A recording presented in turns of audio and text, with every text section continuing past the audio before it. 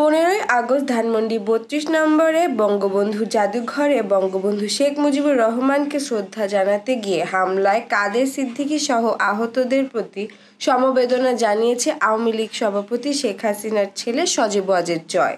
গতকাল বৃহস্পতিবার রাতে নিজের ভেরিফাইড ফেসবুক পেজে এক পোস্টে এ সমবেদনা জানান তিনি। সজীব ওয়াজেদ জয় বলেন, যারা শোক দিবসে বঙ্গবন্ধু জাদুঘরে শ্রদ্ধা জানাতে গিয়েছিলেন তাদের সবাইকে ধন্যবাদ।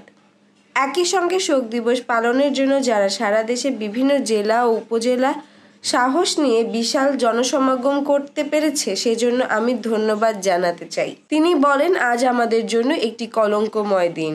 জাতির পিতা এবং আমার পুরো পরিবারকে নির্মমভাবে হত্যা করা হয়েছিল। এদিনে শ্রদ্ধা জানাতে আসা অসংখ্য মানুষকে আটক করে রেখে মারধর করা হয়েছে। কাদের সিদ্দিকী সহ যারা হামলায় আহত হয়েছে তাদের সবার প্রতি আমার সমবেদনা।